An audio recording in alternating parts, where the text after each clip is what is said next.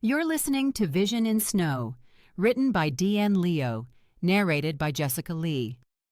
This is an installment in the Happy Novels collection, but the story can be enjoyed as a standalone. For more information about this collection, visit happynovels.com. Chapter 1. The town was offensively pretty. Olivia stepped off the bus and immediately regretted every life choice that had led her here. Pine trees dusted with snow like something off a holiday card, quaint wooden shop fronts with actual window boxes, a church steeple in the distance catching the weak winter sun. She'd wanted remote, forgotten, a place where nobody asked questions and nothing reminded her of ice. Instead, she'd landed in a snow globe. Not just any snow globe, but the kind they turned into paperweights, tiny Santa and reindeer trapped inside while snowflakes fell on them forever. "Fantastic," she muttered, hoisting her duffel bag higher on her shoulder. The cold hit her lungs like a slap, sharp and clean and entirely too familiar.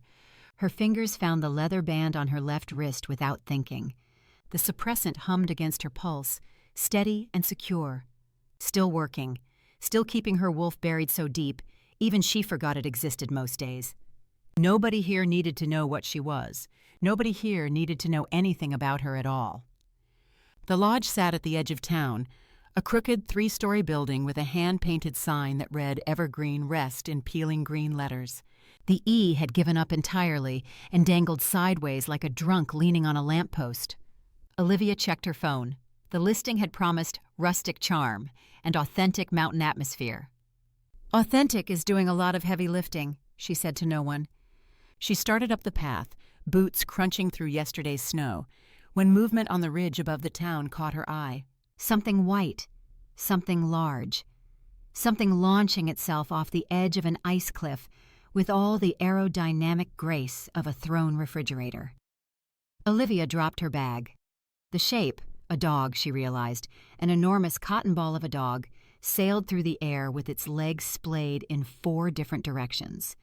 For one surreal moment, it seemed to hang there, suspended against the pale sky like a furry, deeply confused angel. Then gravity remembered its job. The dog plummeted. Olivia was running before her brain caught up with her legs. Snow sprayed up around her boots as she scrambled up the slope, lungs burning, thighs screaming. The white blur tumbled through the air ahead of her, picking up speed, heading straight for a cluster of jagged rocks at the base of the cliff. She wasn't going to make it. She was absolutely not going to make it. She made it. Olivia launched herself sideways, arms outstretched, and caught approximately 60 pounds of airborne Samoyed directly in the chest. The impact drove the air from her lungs in a graceless oof. They hit the snow together in a tangle of limbs and fur, and what she was fairly certain was a tail smacking her repeatedly in the face. They rolled and rolled and kept rolling, because apparently the laws of physics had decided to make this her problem now. When they finally stopped, Olivia was flat on her back, staring up at the gray sky, with a dog the size of a small horse sitting on her ribcage. "What?" she wheezed. "The actual—" "Son of a frostbitten caribou," the dog said. Olivia's brain stalled. Rebooted. Stalled again. "You—" She blinked up at the massive Samoyed currently crushing her lungs. "Did you just speak?" "Yes. Eloquently, I might add." The dog shook snow from his magnificently fluffy ears and fixed her with a look of profound irritation. "What, you've never met a talking dog before? Where are you from? Somewhere boring?" You're a dog."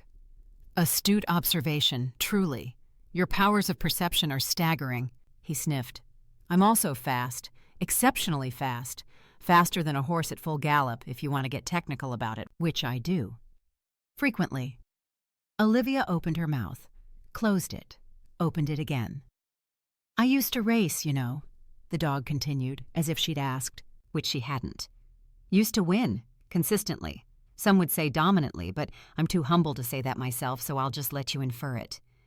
"So you don't race anymore?" "I prefer selectively stationary." His tail swished once. "Name's Dasher, by the way. And before you get any ideas, I'm not old, I'm not slow, I'm not past my prime." He said the last 3 words like they were a personal insult someone had once lobbed at him and he'd never recovered. I simply made a life choice, a strategic life choice, to pursue other interests. Like jumping off cliffs? Like flying? He drew himself up to his full, ridiculous height. There's a difference. One implies falling, the other implies purpose. You were definitely falling. I was falling with purpose, he huffed, a plume of frosty breath shooting from his black nose. Do you have any idea how long I've been working on that launch angle? 3 weeks of calculations. 3 weeks, and you just... He made a wild gesture with one paw that nearly took out her left eye. Intercepted me like some kind of unlicensed air traffic controller. You were going to hit the rocks, Olivia managed, still trying to get her lungs to remember how breathing worked. I was going to clear the rocks. Dasher huffed again. Probably the margin of error was acceptable. The margin of error was death. Death is just gravity's way of saying you didn't commit hard enough. He finally seemed to register that he was crushing her and stepped off with exaggerated dignity. I'm fine, by the way. Thanks for asking. No injuries to report? Still fast, still exceptional, still talking, Olivia muttered, sitting up slowly. Snow slid down the back of her jacket in a cold, wet trail. Does that ever stop, or... Rude. But his tail wagged, just slightly. And no, talking is one of my many gifts, along with speed, strategic thinking, and an extremely photogenic face. What's your name, Grumpy? Olivia. She brushed ice crystals from her hair. And I'm not grumpy. Then I don't have a word for that scowl on your face. That's the face of someone who just caught a 60-pound Samoyed mid-death launch off a snow cliff. She got to her feet, knees protesting. You're welcome, by the way. The dog stopped pacing, turned, fixed her with a look of deep offense. That was a calculated move. That would have ended in tragedy. And who are you to say? He squared his fluffy shoulders. Don't tell me you're some kind of qualified professional, licensed aerodynamics expert, professional ski jumper, that kind of jazz. I used to dance on ice. The words came out before she could stop them. Flat. Final. A door slamming shut. Dasher's ears perked forward. Dance on. You mean like figure skating? The spinny stuff? Pairs. The leather band on her wrist suddenly felt too tight. I don't do it anymore. Something shifted in the dog's expression. The sarcasm dimmed, replaced by something quieter, more watchful. Fair enough. You win. His tail wagged once, a brief flicker of approval. You're a qualified professional and therefore permitted to comment on my technique. I'll trust you. Won't even check your license. How generous. I'm known for it. So what brings you to our charming little hypothermia trap? Tourism? Terrible life choices? Witness protection? I'm building a nursery. Dasher's head tilted. Like, for babies? For plants. She started back down the slope toward where she'd dropped her bag, and the dog fell into step beside her without being invited. A garden nursery. The town council hired me to develop the plot on the East Ridge. Ah, the Hope Garden Project. Dasher nodded sagely. Noble endeavor, terrible timing. Nothing grows here until April, you know. I'm aware. I'm here to plan and prep. She spotted her duffel, half buried in a snowdrift, and sighed. Free accommodations? The Evergreen Rest? Dasher made a sound that might have been a laugh. Yes. It had better be free. He grinned, the famous Samoyed smile, all white teeth and sparkling eyes. I hope you packed candles. Olivia narrowed her eyes. Why would I need candles? No reason, none at all. Forget I mentioned it. The grin widened deeply, profoundly unconvincing. Where are my manners? You should come to the sanctuary instead. Plenty of room, reliable heating, and the company is exceptional. The sanctuary? I help guard a shelter. Rescue dogs mostly. Pups who need a home. For the first time, his voice lost its theatrical edge. It's important work. I have responsibilities. Olivia studied him for a long moment. Maybe, but not now. I should check in at Evergreen Rest first. And if I decide not to stay, I need to let the council know. You'll regret it, Dasher shrugged. An impressive feat for a creature with no shoulders. When you change your mind, which you will, follow the paw prints past the cocoa house, take a left at the big pine with the crooked branch, and howl 3 times. Howl. It's a security measure, very sophisticated. Don't knock it. She shook her head and grabbed her bag. Goodbye, Dasher. See you soon, Ice Dancer. She didn't correct him. The lodge was worse than the sign had promised. Olivia stood in the middle of her room, using the term generously, and watched her breath mist in the air. The radiator sat silent and cold in the corner, a monument to optimism. The single window had frost on the inside. And when she'd asked the ancient proprietor about dinner, he'd gestured vaguely toward the village and muttered something about storm prep. Her phone showed no signal, her toes were going numb, and her stomach had started making sounds that suggested it would eat her spine if she didn't feed it soon. "Authentic mountain atmosphere," she said to the empty room. "Rustic charm." The room didn't answer. It was too cold to have opinions. She pulled her coat tighter, grabbed her wallet, and headed for the door. The village was only a 15-minute walk. She could get food, ask about the heating situation, and be back before... A shadow moved in the hallway. Olivia's heart slammed against her ribs. The suppressant buzzed against her wrist, responding to the spike of adrenaline, and she pressed her back against the wall, scanning the darkness for, "Calm down, it's just me."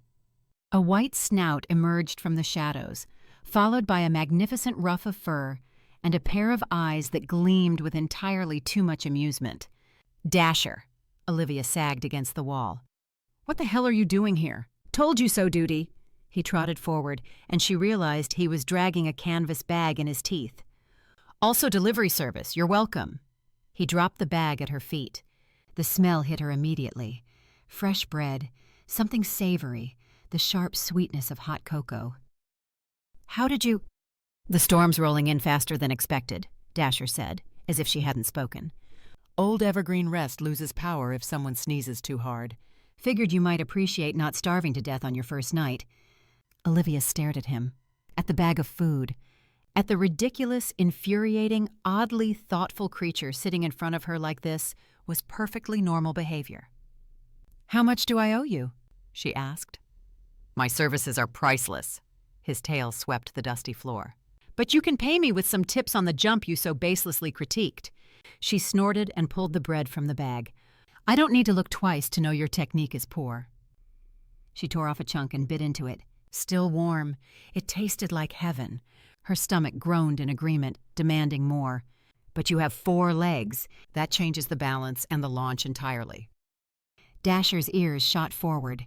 "So, you're saying my jump technique can be improved?" "Absolutely." He huffed, drawing himself up.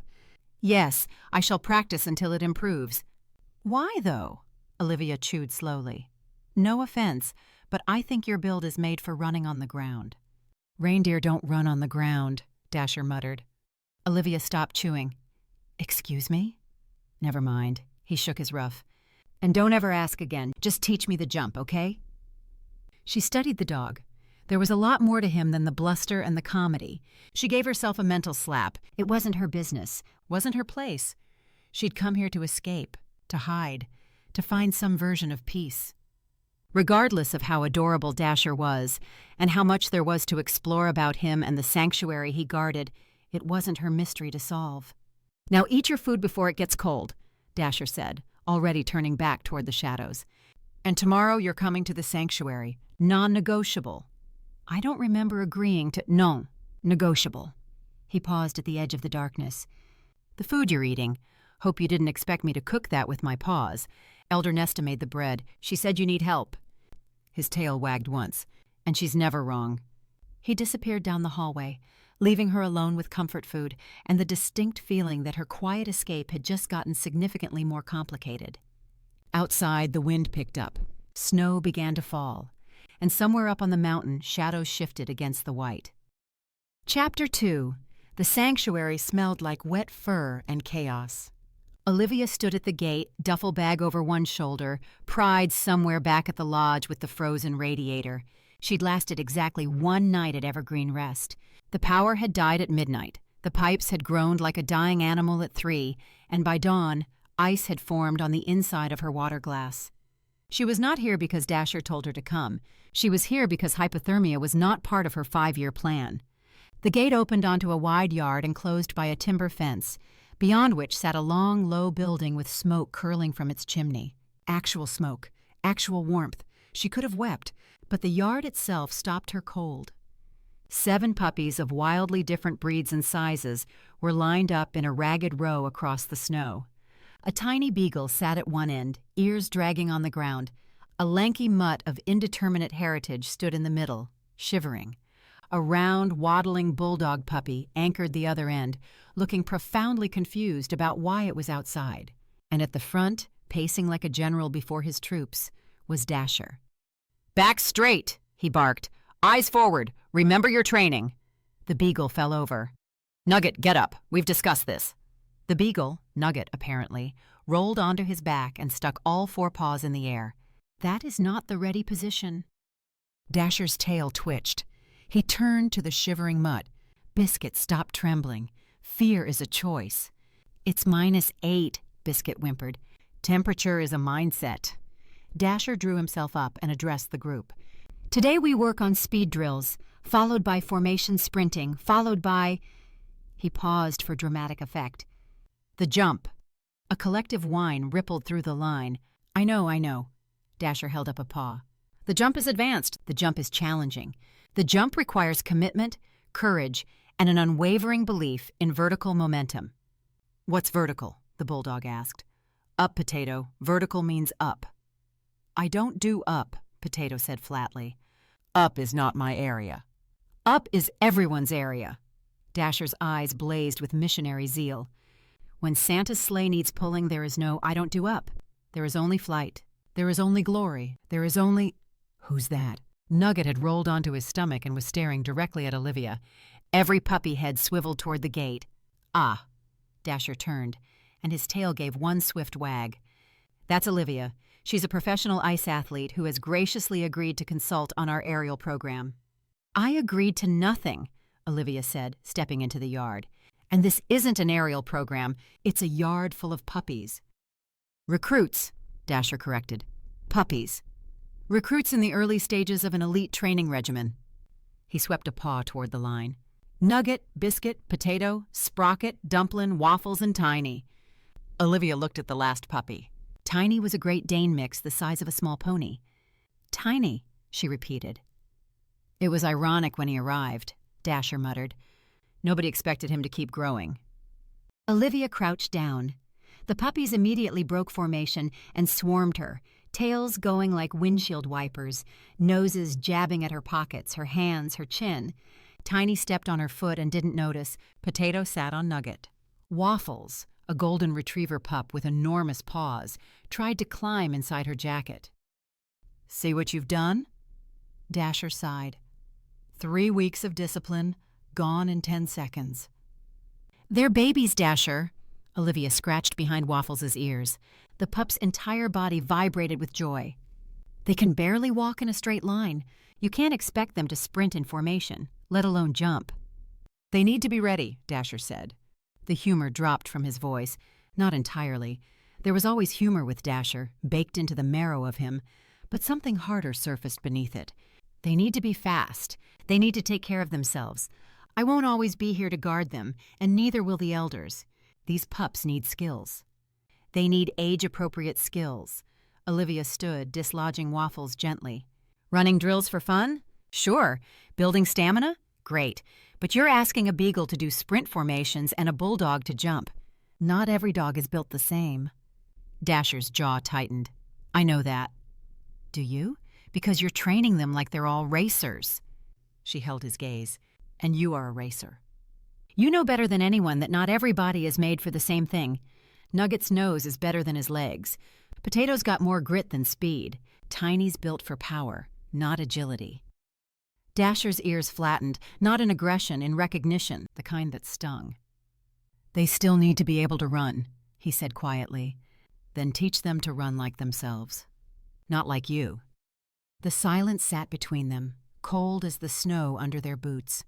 Around them, the puppies had lost interest in the adult tension and were wrestling in a pile, oblivious.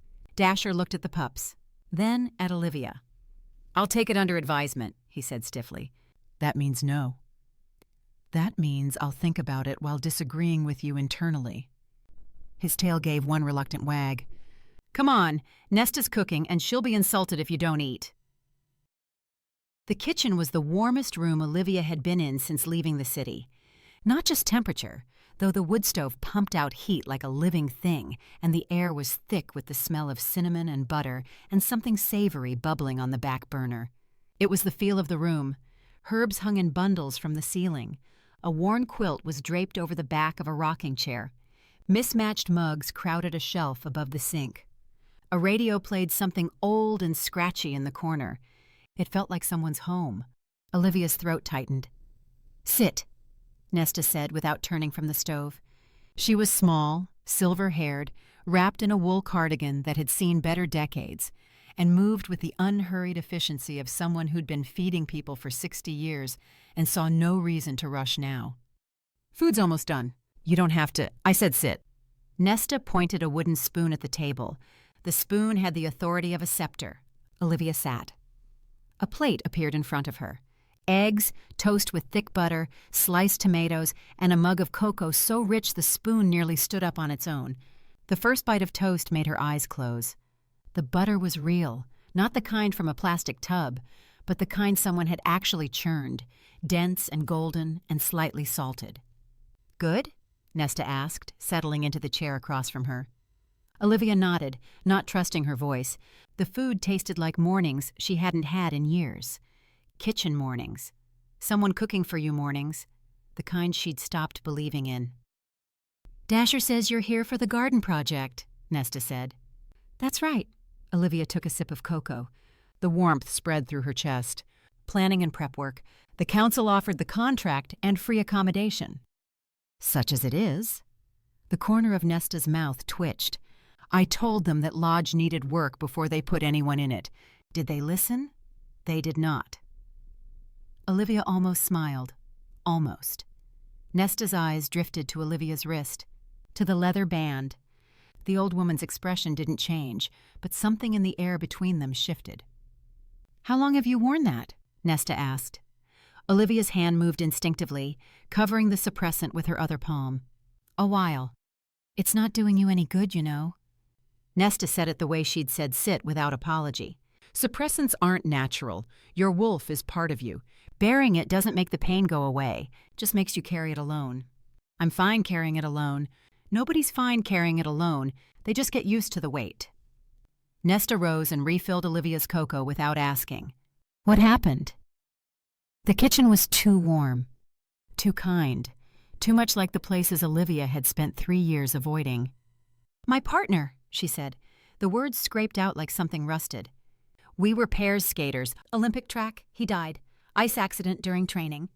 She wrapped both hands around the mug. "That's all there is to it." "I'm sorry," Nesta said, and meant it. Olivia could hear that much. "It was 3 years ago." Olivia pushed back from the table. "I should get started on the survey for the garden site. That's what the council's paying me for." "Fate does funny things," Nesta said. Olivia stopped halfway to standing. "What?" "Bringing people to places they don't expect, for reasons they don't understand yet." "If fate exists," Olivia said, her voice flat as a frozen lake, "then it gave me something and ripped it away. So you'll forgive me if I'm not a fan." "Fate doesn't take away." Nesta folded her hands on the table. "But sometimes what it gives requires fighting for, and sometimes people stop fighting too soon." "I didn't stop." The words came out harder than she intended. "I fought. I tried. I held on until there was nothing left to hold." Nesta studied her. Those silver-gray eyes missed nothing. "You tried for a relationship, yes. That much is written all over you. But a relationship and a fated mate bond, those aren't always the same thing." The kitchen went very still. "He was my mate." Olivia's hand pressed flat on the table. "I know what I felt, I know what we had, and it ended when he died." "If you're so certain he was your soulmate," Nesta said, gentle as a knife, "then why are you wearing a suppressant? What exactly are you afraid of finding?" The question landed like a stone in deep water. Olivia stood, grabbed her jacket from the back of the chair. "Thank you for breakfast," she said, and her voice was steady, which cost her everything. "I appreciate the food and the hospitality, but I didn't come to this town to be psychoanalyzed by people I met yesterday." Nesta didn't flinch, didn't apologize, just watched her go with those quiet, knowing eyes. "The garden site is up the East Ridge," Nesta called after her. "Path starts behind the cocoa house. Dasher can show you. I'll find it myself." She was out the door and into the cold before the warmth could sink in any deeper. The suppressant hummed against her wrist, steady and sure. Behind her, she heard the kitchen door creak open. Paws crunched through snow. "She's not wrong, you know," Dasher said, falling into step beside her. "Don't," Olivia said. "Okay." He trotted along in silence for exactly 4 seconds. "But she's not." "Dasher." "Shutting up. Starting now, completely silent. You won't hear a word from me." He paused. "Except to say the path forks ahead and you're about to walk into the river." Olivia stopped, looked down. The snow-covered ground in front of her dropped away into a steep bank, and she could hear water rushing somewhere below. She turned left without a word. Dasher followed, tail wagging, wisely saying nothing at all, for approximately 12 more seconds. "The garden site's actually quite nice," he offered. "Good soil under the snow, sheltered from the north wind, lovely views of the mountain." "Great. Terrible views of the shadows, though." Olivia's stride faltered. "What shadows?" Dasher's face was pure innocence. "Did I say shadows? I meant trees. Lovely views of the trees. Very tall, very tree-like. Nothing to worry about." His ears swiveled toward the mountain, and despite herself, Olivia looked up too. Chapter 3. The garden site was a disaster. Olivia stood at the edge of the East Ridge, surveying what the council had generously described as a plot with potential. Snow blanketed everything, but she could see the shape of the land beneath, the uneven grade, the rocky outcroppings, the scraggly brush that would take weeks to clear. "Thoughts?" Dasher asked, sitting beside her with his tail wrapped around his paws. "I think the council undersold the challenge." She pulled out her notebook and started sketching the terrain. "The drainage is going to be a nightmare. That slope runs directly toward the town, which means spring melt will turn this whole area into a mud river unless I terrace it properly." "Terracing," Dasher nodded sagely. "Yes, I know what that means, definitely. It means building flat sections into the hillside, like stairs, but for water management." "I knew that! I was testing you!" Olivia's mouth twitched, almost a smile. She walked the perimeter, boots crunching through the crusty snow, and Dasher followed at her heels, providing commentary. "That rock would make an excellent focal point," he said. "Very dramatic, very gardeny. It's in the worst possible location for the irrigation line. Focal points are overrated anyway." He trotted ahead a few paces. "What about that tree? Lovely tree. Majestic even. Dead. Majestically dead. Some people pay extra for that aesthetic." This time, Olivia did smile. Small, reluctant, but real. They worked in companionable silence for a while, or what passed for silence with Dasher, which meant he only spoke every 30 seconds instead of every 5. Olivia measured and sketched, calculating angles and drainage paths, while the Samoyed investigated every interesting smell and reported back with detailed analysis.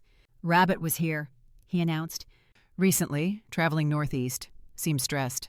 Thank you for that update." "You're welcome. I'm very observant. It's one of my many gifts." Olivia closed her notebook and turned to face him. "Speaking of gifts," Dasher's ears perked. "Yes? I want to make you a deal." His eyes narrowed with immediate suspicion. "What kind of deal?" "I'll help you with the jump training. Real help. Technique, form, how to adapt it for 4 legs." She held up a hand before he could interrupt. "But only if you tell me the truth about why you're so obsessed with teaching those puppies to run and jump. The real reason." Dasher's tail stopped wagging. "I told you the reason," he said. "They need to take care of themselves. They need to protect the elders when I'm—" "That's not it." Olivia crouched down to his level. "I've seen trainers push athletes before. Coaches who care too much, who drive their teams too hard because they're afraid of something. You're not just preparing those pups for general life skills. You're preparing them for something specific." She held his gaze. "What are you afraid of, Dasher?" The wind picked up, swirling snow around them.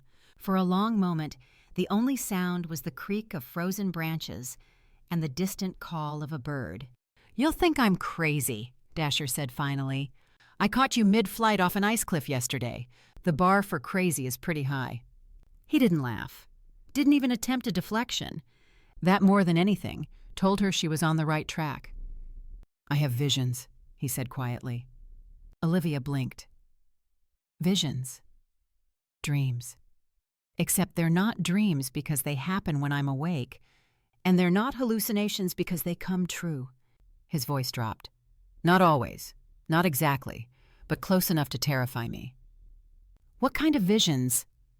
Dasher looked toward the mountain. The shadow of it fell across the ridge, long and cold. "Avalanche," he said. "I see an avalanche." Snow and ice and rock pouring down that mountain like the world is ending, burying the town, burying everyone in it. His ears flattened. "I've seen it 100 times, different details, same ending. The town dies, everyone in it dies, unless they can run fast enough, jump high enough, get to ground the snow can't reach." The words hung in the frozen air. Olivia sat back on her heels. "Dasher." "I know." His laugh was bitter. "I'm a talking dog who thinks he's a prophet. Being a talking dog is hard enough. You should see how the townspeople look at me. Like I'm a circus act, a curiosity. That's why the sanctuary is out on the edge of everything. Less explaining, less pretending to be normal." He shook his head. "If I told anyone about the visions, they'd think I'd finally lost what was left of my mind." "I don't think you're crazy," Olivia said carefully. Dasher's eyes cut to her, sharp, knowing. "But you don't believe me either." She hesitated. "I want to believe you." "That's a very diplomatic way of saying you think I'm delusional, but you're too polite to say so." He stood, shaking snow from his fur. "It's fine. I'm used to it. I don't even blame you. If some fluffy dog told me he could see the future, I'd probably smile and nod and back away slowly too." "Dasher, let's just finish the survey." His voice was light again, but the lightness was a wall. "You've got terraces to plan, drainage to calculate, very important garden business." Olivia opened her mouth to respond, and Dasher went rigid, every muscle in his body locked. His eyes glazed, staring at something she couldn't see. His breath came in short, sharp pants, fogging the air in rapid bursts. "Dasher?" She grabbed his ruff. "Dasher, what's wrong?" He snapped back with a gasp, stumbling sideways. His eyes were wild now, fully present, fully terrified. "The cocoa house," he said. "Smoke, fire, now." "What? How do you—" But he was already running, a white blur tearing down the ridge toward town. Olivia swore and sprinted after him, her boots slipping on the icy slope, her lungs burning in the frozen air. She didn't believe him. She did not believe him either. Either way, she wasn't letting him run into danger alone. The cocoa house sat in the center of town like a grandmother surrounded by her grandchildren, warm, round, perpetually welcoming. Smoke curled from the chimney. The sign above the door showed a steaming mug with a smiling face. Through the frosted windows, Olivia could see customers at tables, laughter and warmth, and absolutely nothing wrong. Dasher skidded to a stop in the snow, panting. Olivia caught up, bent double, hands on her knees. "Dasher." "It was real." His voice cracked. I saw it. The smoke, the flames, I know." She straightened and put a hand on his head. His fur was damp with melted snow and he was trembling, not from cold. "I know you saw something, but nothing's burning." "No," she agreed. "Nothing's burning." He sat down heavily in the snow. The proud, theatrical, unstoppable Dasher suddenly looked very small. "Maybe I am crazy," he whispered. "Maybe all the visions are just my brain misfiring. Maybe the avalanche isn't real either. Maybe I've been terrifying those puppies for nothing." Olivia crouched beside him. The cold seeped through her knees, but she didn't move. "Listen to me," she said. "I don't know if your visions are real. I don't know if there's an avalanche coming or if today was just a false alarm. But I know you believe it. And I know you're doing everything you can to protect people you love." She scratched behind his ear. "That's not crazy. That's brave." Dasher leaned into her hand. "Just slightly. Just enough." "You're being suspiciously nice," he said. "Is this pity? I don't accept pity. It's bad for my brand. It's not pity. It's—" The cocoa house exploded. Not exploded, but close enough. A boom sounded from somewhere beneath the building, and smoke began pouring from the basement windows. Inside, someone screamed. Dasher was on his feet instantly, every trace of vulnerability gone. "The cellar. Old wiring. I saw it. Stay here." Olivia was already moving. "Get people back. Keep them away from the building." "I can help. Dasher, stay here." She didn't wait for a response. She hit the cocoa house door at a run, shoving through into warmth and chaos. Smoke was billowing up from a hatch in the floor behind the counter. People were scrambling for the exit, coughing, crying out. "Everyone out!" Olivia shouted. "Move! Now!" She pushed through the crowd toward the hatch. The smoke was thicker here, acrid and chemical, electrical fire, her brain registered. She could hear crackling from below, see the orange glow. "Nesta!" someone screamed. "Nesta's still down there!" Olivia didn't think. She grabbed a cloth from the counter, soaked it in someone's abandoned water glass, pressed it over her nose and mouth, and dropped through the hatch. The basement was hell. Smoke choked the narrow space. Flames licked along the far wall where ancient wiring had finally given up its decades-long battle with code compliance. Somewhere in the haze, she heard coughing. "Nesta!" She stumbled forward, eyes streaming. "Nesta, where are you?" "Here." The voice came from her left. "Over here, girl." Olivia found her by feel, grabbed an arm, pulled. Nesta was lighter than expected, but the smoke was heavier, and the flames were spreading, and the ceiling was groaning in a way that suggested they had seconds, not minutes.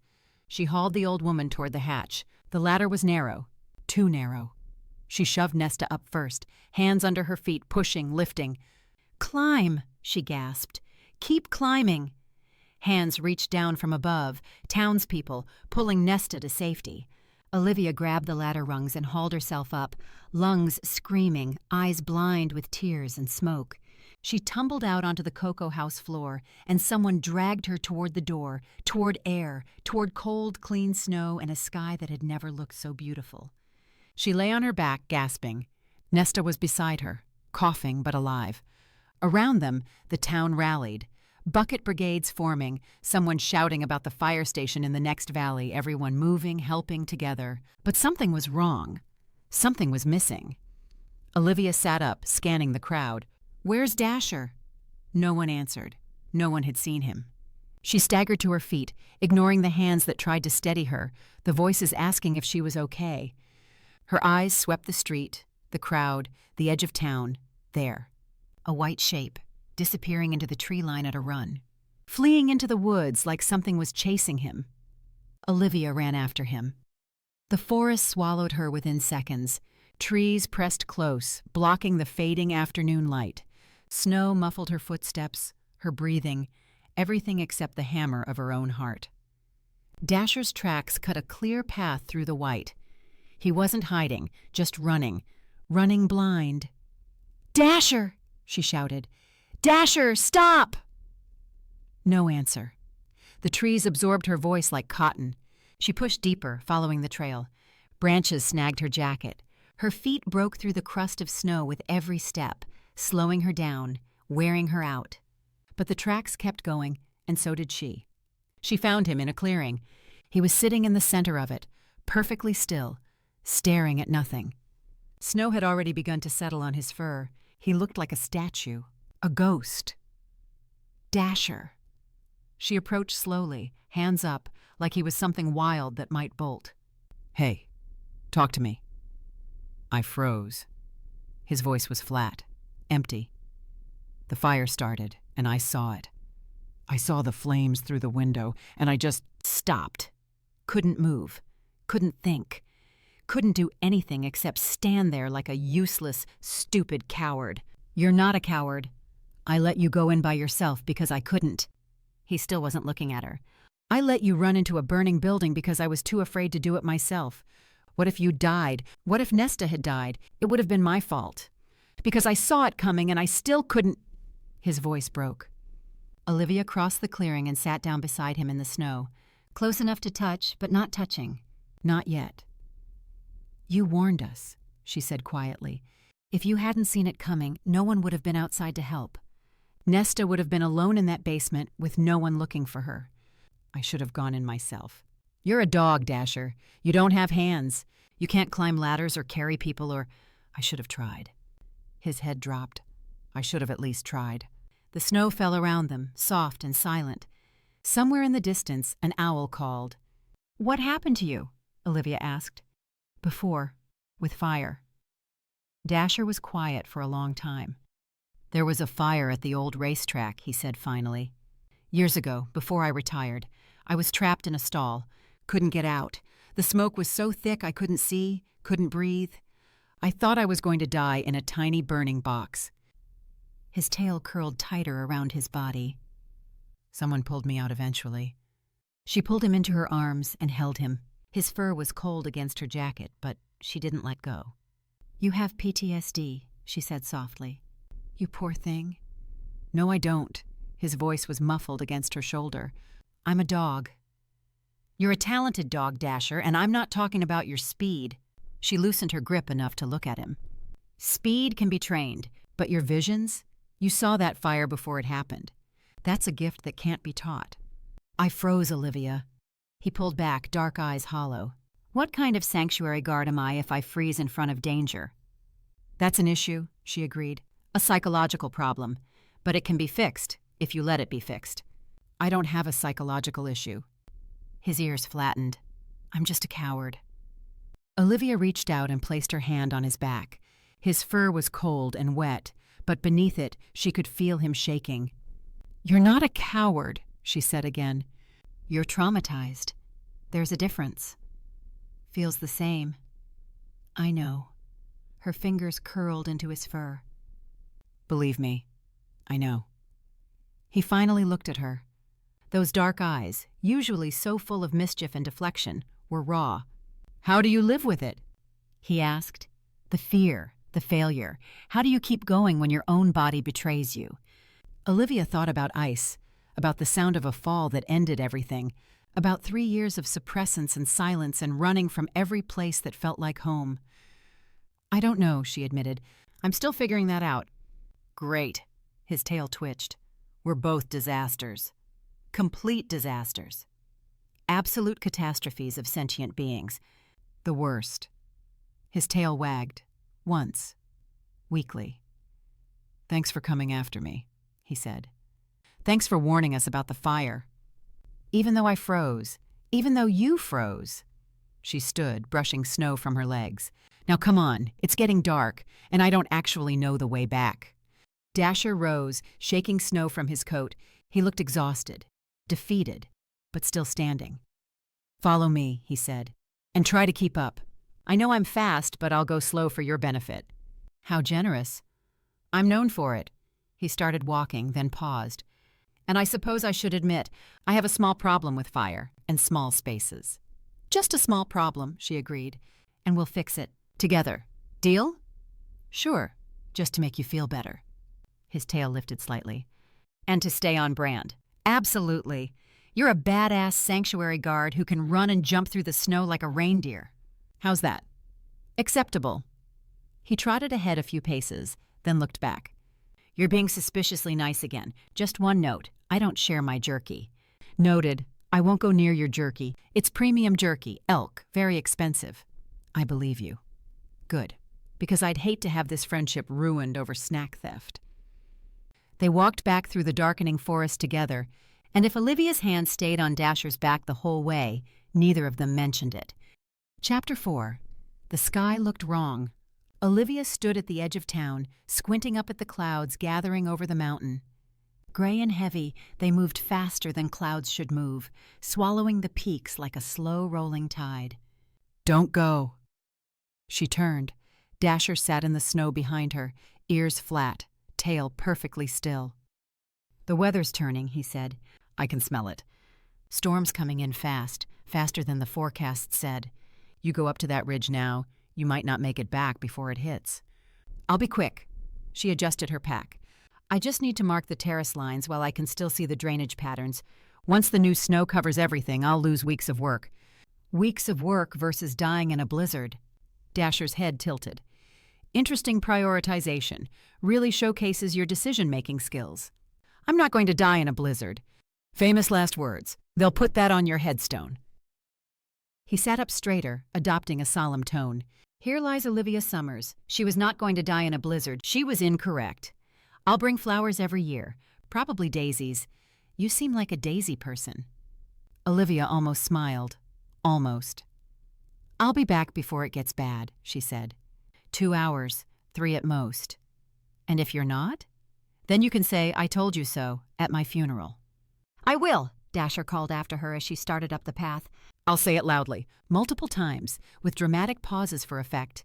I'm already rehearsing my eulogy. It opens with, I specifically warned her about the blizzard, and ends with, she didn't listen because she never listens. She waved without looking back.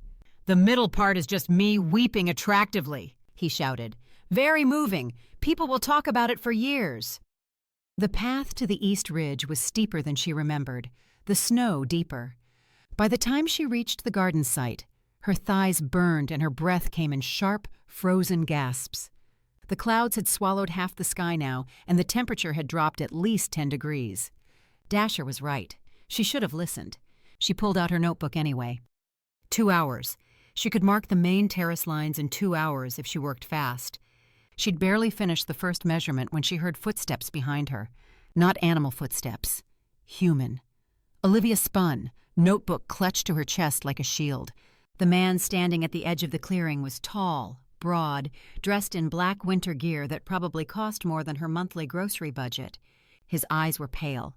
Wolf eyes, she realized with a jolt. Shifter. And the way he held himself, relaxed but coiled, told her everything she needed to know about what kind of shifter, predator. Olivia Summers, he said. Who's asking? Someone who's been looking for you for a long time. He took a step closer. 3 years is a good run. Impressive, really. But you can't hide forever. Her heart slammed against her ribs. I don't know what you're talking about. Sure you do. Another step. Stefan Voronov, your skating partner. Tragic accident on the ice. Very sad. His smile didn't reach his eyes. His family has questions. I had nothing to do with Stefan's death. The words came out steady, which was a miracle given how hard she was shaking inside. It was an accident. The investigation cleared me. Investigations can be wrong or bought. The man shrugged. Either way, I don't really care. I'm just the delivery service. The Voronovs want to have a conversation with you, and they're paying very well to make that happen. A conversation! Olivia's laugh was bitter. Is that what we're calling it now? What we call it doesn't matter. He tilted his head, nostrils flaring slightly. You're suppressed. Smart. Makes you harder to track. His gaze dropped to her wrist. Though if you're planning to stay hidden, you might want to make sure that thing actually works. Ice flooded her veins. She looked down at her wrist. The leather band was intact, but the suppressant itself, the small metal disc that should have hummed steadily against her pulse, was cracked, blackened at the edges. Damaged. The fire. When she'd gone into the basement. The heat, the smoke. Ah! The mercenary's smile widened. There it is. The moment you realize you're not as invisible as you thought. Olivia didn't think. She just moved. Her boot connected with his knee. Hard. Vicious. Exactly where she'd aimed.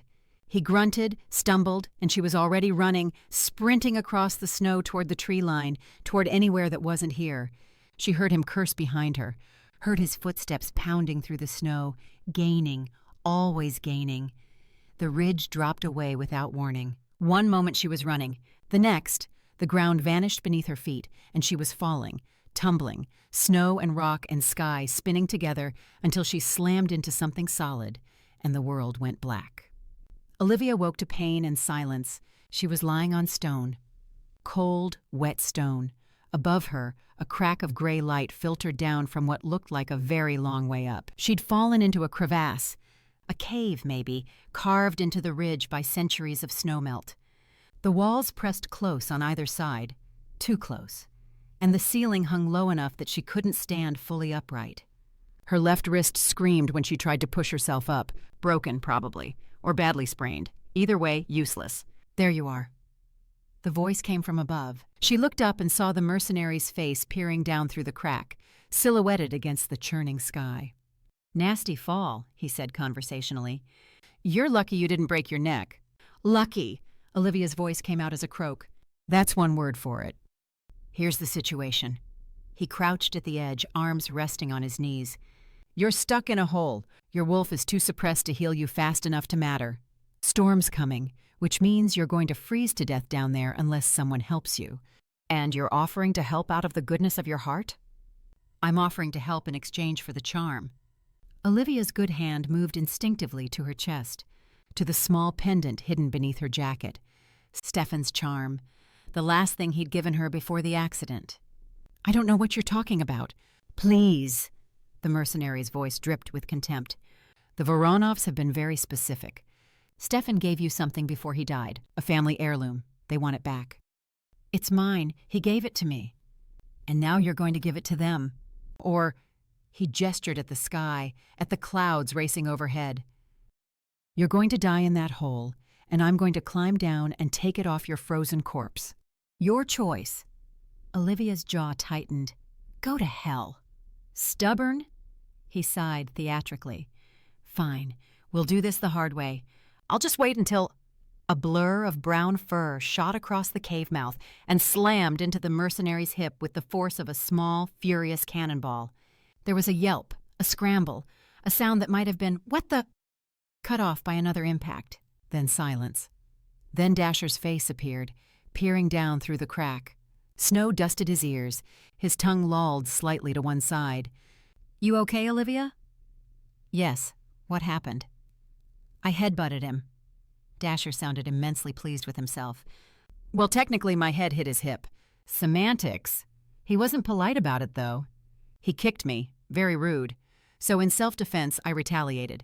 Retaliated how? I may have redirected his center of gravity toward the slope, which led to the cliff. Dasher's tail wagged once. He's currently dangling from a tree branch. It's a very small tree branch. He seems stressed about it. As if on cue, a distant voice echoed across the ridge. Help! Your call, Olivia. What do you mean, my call?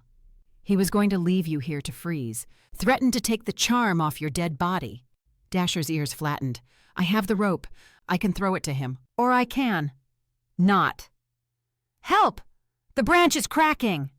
So, Dasher continued, as if he couldn't hear the screaming, do we save the man who wanted you dead? Or do we let gravity handle the situation? I'm good either way. Democracy in action. Olivia stared up at him. She was stuck in a hole. She had time. The mercenary didn't. In 30 seconds, maybe less, he'd be dead. And if he got back up here, he might decide his promise meant nothing. She'd be right back where she started, or worse. She didn't know him. She knew herself. She was a suppressed shifter, but a large part of her was still human.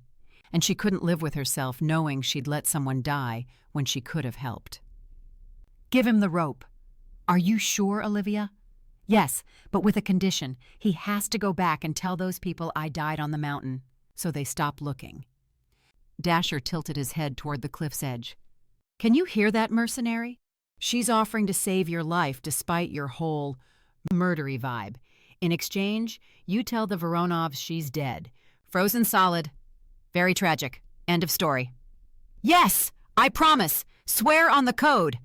The code of what? The code of mercenaries, Dasher snorted. Code of mercenaries. That's adorable.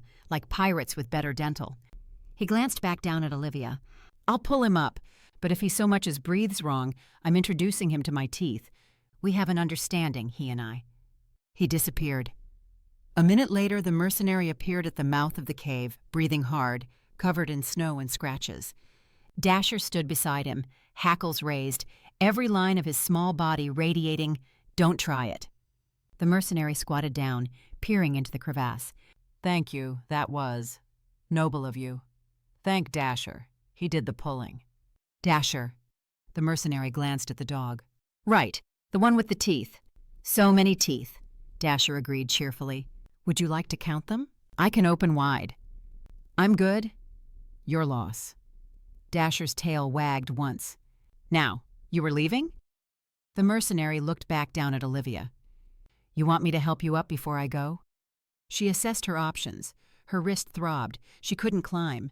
But she was safer down here, away from his reach, until Dasher could figure something out. I think it's best you go now. Remember our agreement. He nodded slowly. I'll honor it.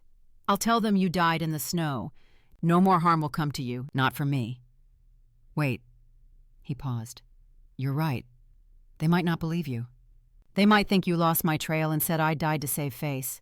Olivia's good hand found the chain around her neck, the charm Stefan had given her, the last piece of him she had left.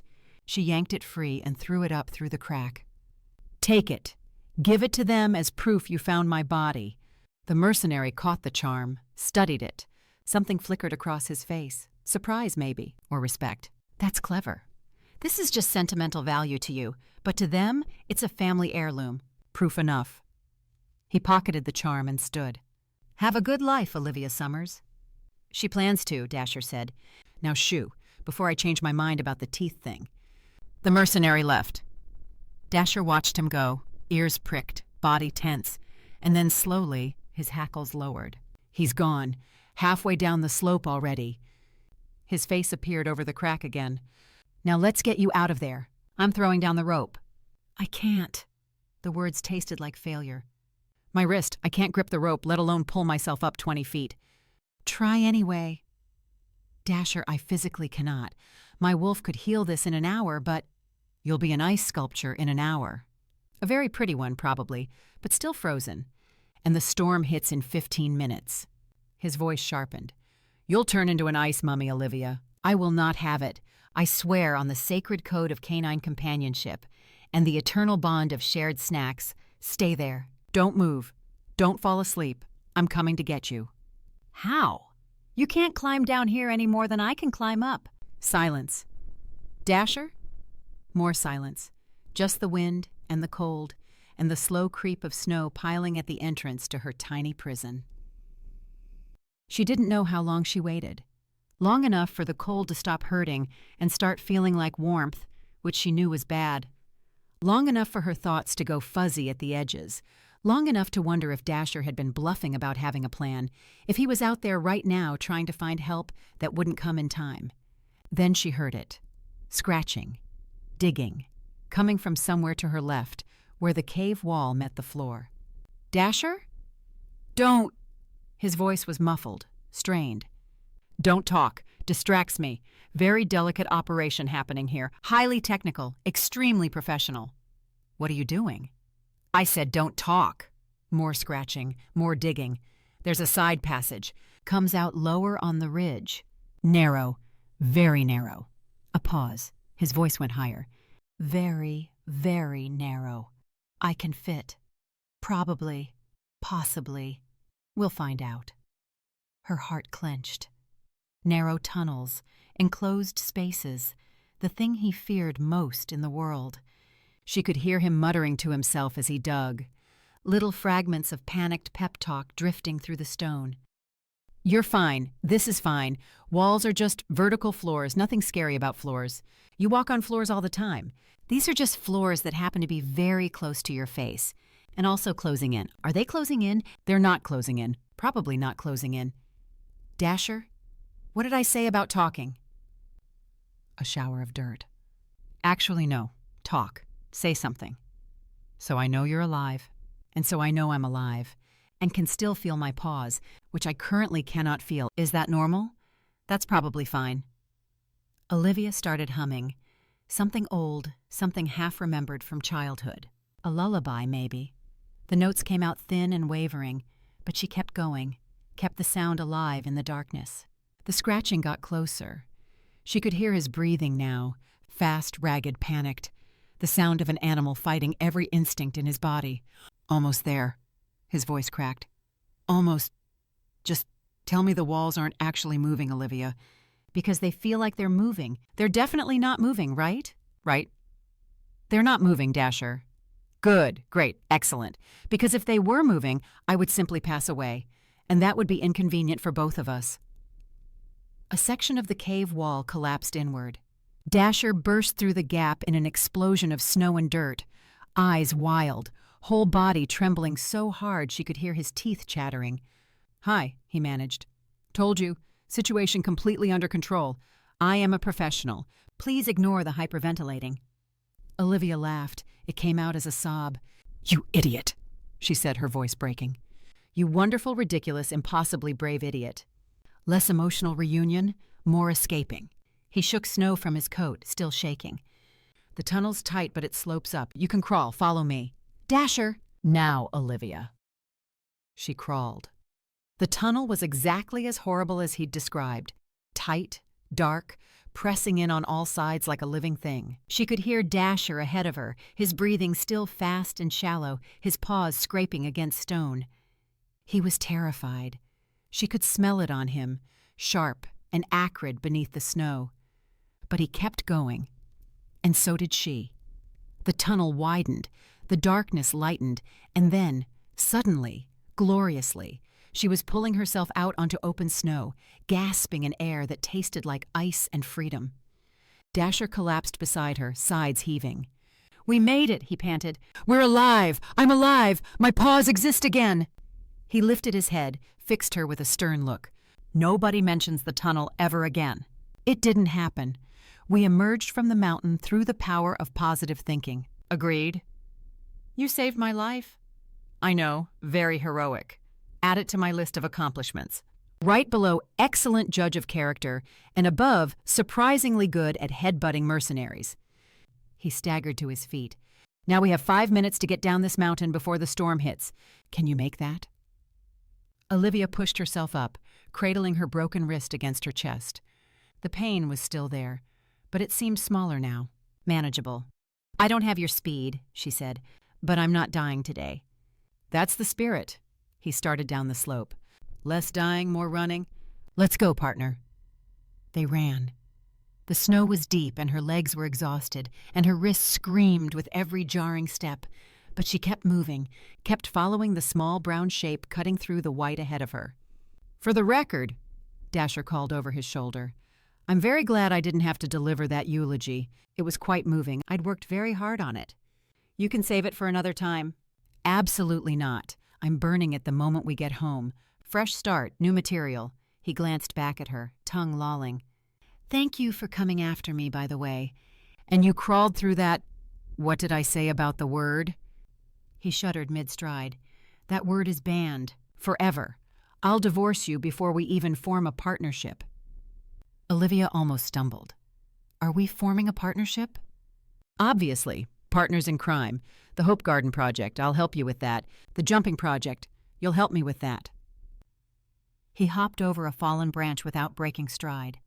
"We're a team now, Olivia. You're stuck with me. Terms and conditions non-negotiable." "Deal."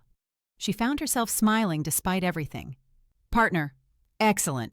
It's binding now. I heard a verbal agreement." They were past the tree line now, the slope gentling, the first buildings of town visible through the swirling snow.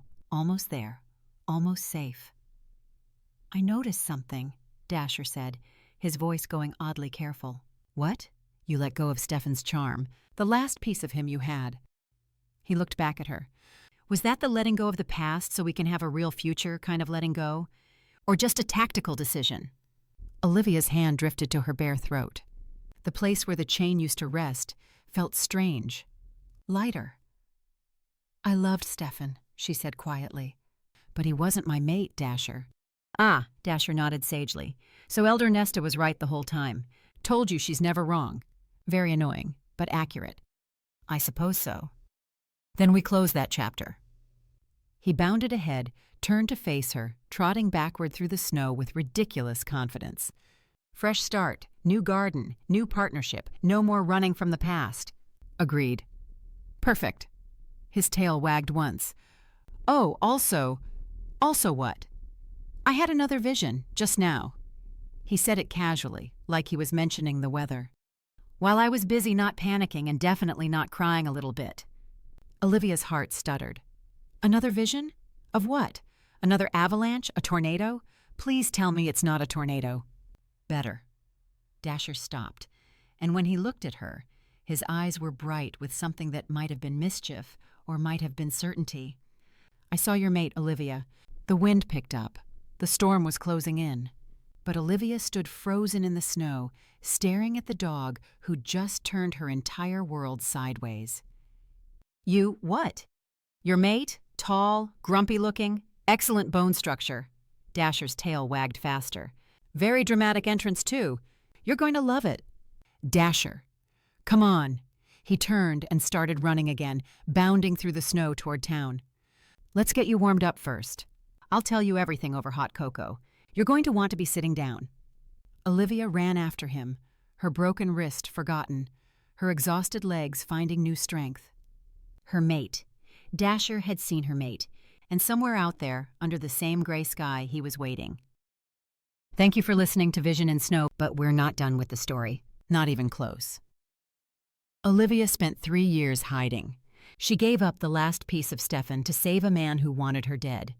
She watched Dasher, terrified, claustrophobic Dasher, crawl through a tunnel he thought would bury him alive. For her. And then he looked at her with those bright eyes and said 5 words that changed everything. I saw your mate, Olivia. Yes, he talked about her mate, the one she didn't think existed.